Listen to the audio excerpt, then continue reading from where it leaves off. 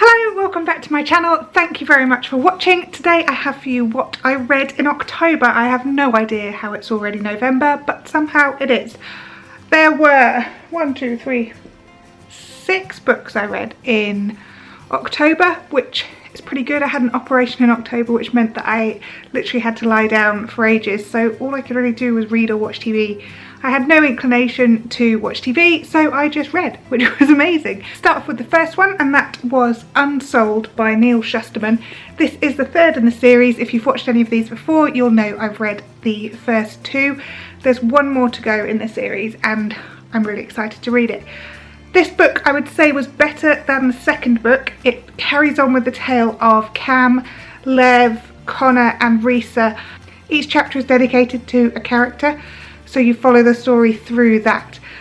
And we kind of come in now where the Unwinds have escaped from the graveyard, and some of them have stolen a plane and crashed it into a lake.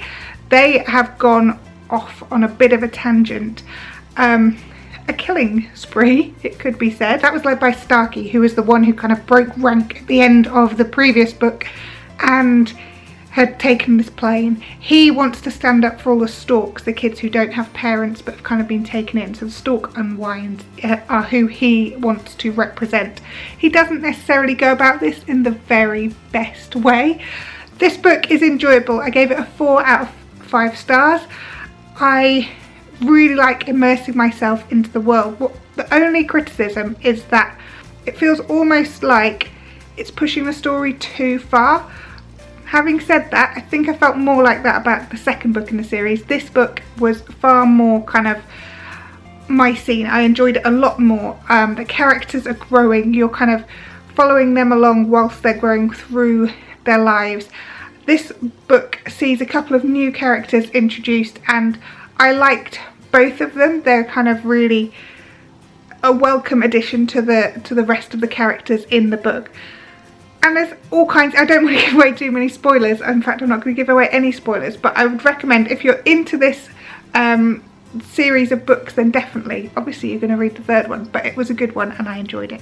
Next up was this book, If You Could Go Anywhere by Paige Toon. This book I got in my goodie bag on the reading retreat, and I was really looking forward to reading it. I've not read anything by Paige Toon before, and after this book I may not read anything by Paige Toon again. Sorry, I really didn't enjoy this book. The main character, Angie, is a bit of a she's alright, but she's led her life looking after other people and not putting herself first, and not ever really thinking about what she wants. She's grown up in Australia in a tiny town where her house is literally a cave underground. It's an opal mining town, and there are loads of different community there. But when her grandma dies, she discovers that her grandma did in fact know who her dad was. Her grandma had always said she didn't. Her mum died when she was tiny, and so she goes on this adventure to go and find her father in Italy. And I just felt like that's a great story, but I just felt it lacked any real excitement. And when she meets her father, literally kind of 3 or 4 chapters in, she's met her father, and then he then gets upset, and the writing is something like, she's never seen him like that before. Well, of course she hasn't. She's only known him for like 2 days. How could she have seen him like that before? I got really annoyed with little kind of sloppy things like that.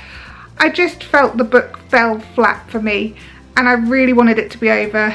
And I didn't care if the main characters got together. I just wanted it to finish. But yeah, I really didn't enjoy this book. But I did finish it. Hooray. Next up is a book called The Flower Girls. Now this was brought to me by my friend when I had my operation. It was the first book that anyone brought me. I then got brought loads of books. And I really enjoyed this.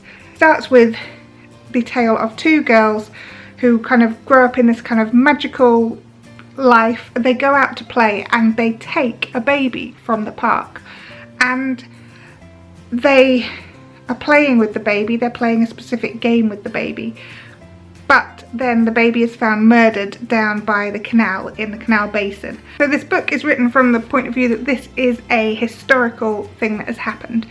First thing we kind of go into in this book is that a child is missing in a hotel. And it just so happens that one of the sisters, the one sister who didn't go to prison for the murder of this child, is staying in the hotel when this other small child goes missing. And obviously the police come in and have to investigate and try to work out where the child is, what has happened, who's done anything with the child. It's not a really scary thriller, but it's a really interesting, really kind of intelligent crime thriller. And I really enjoyed it. I saw a couple of the twists, but the others I was just like, okay.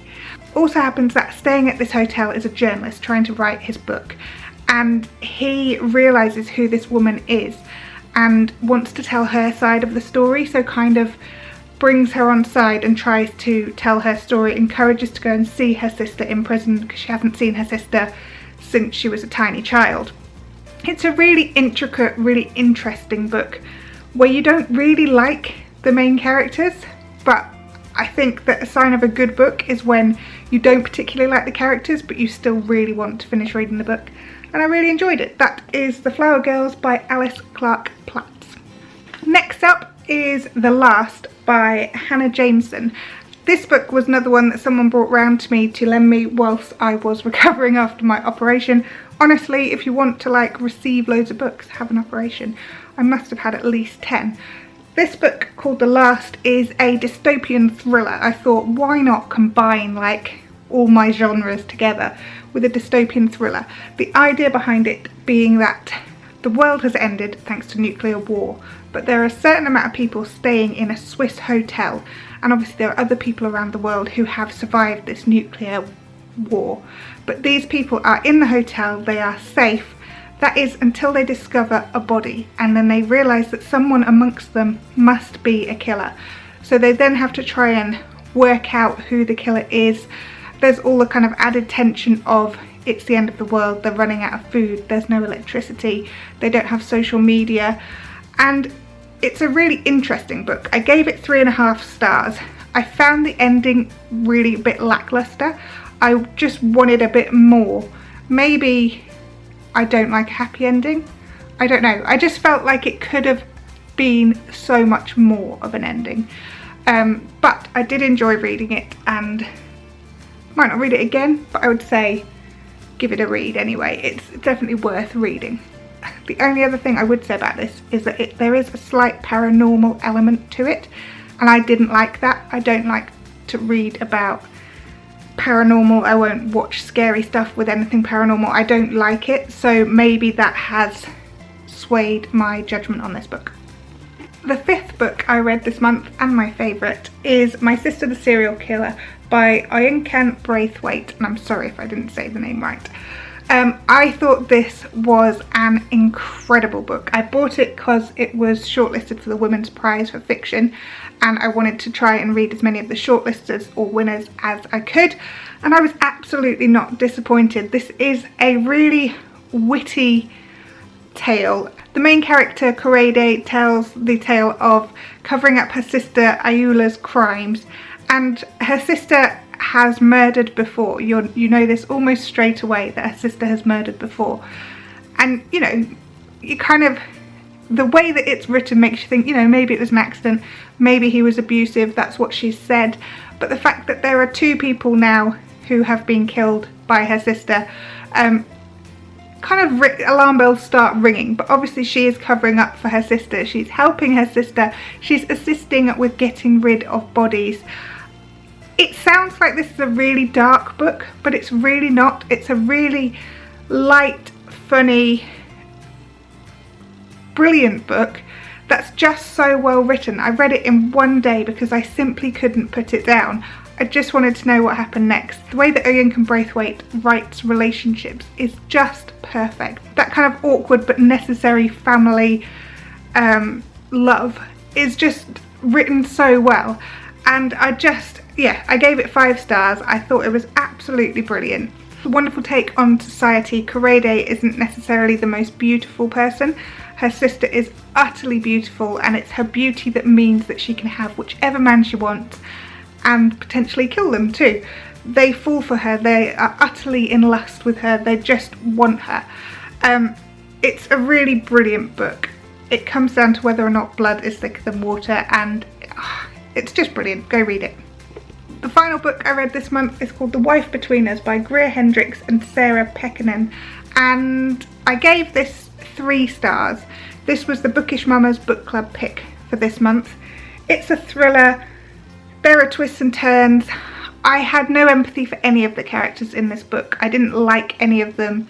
I felt quite lackluster about them, and because of that I just didn't care what happened in the book. Sometimes in a book you really want to love it and the characters, and that's how I felt with this, but it just didn't work for me, and I don't know, it was enjoyable enough from the second, kind of the last 2/3. I really enjoyed reading, but I also was looking forward to just finishing reading it and getting it over and done with. I just didn't feel the love for this book. I have another book by the co-authors, and I'm hoping that that one's going to be better. I don't know what it was about the storyline. I just felt, I don't know, I just didn't enjoy it. It wasn't me. It's not a very me storyline. I didn't find it was very thrilling. Just was a bit of a damp squid. What does that even mean? Who knows? But yes, not a book for me, I don't think. And that's it, the 6 books I read this month. I hope you enjoyed that, and I will see you again next time. Alright, bye.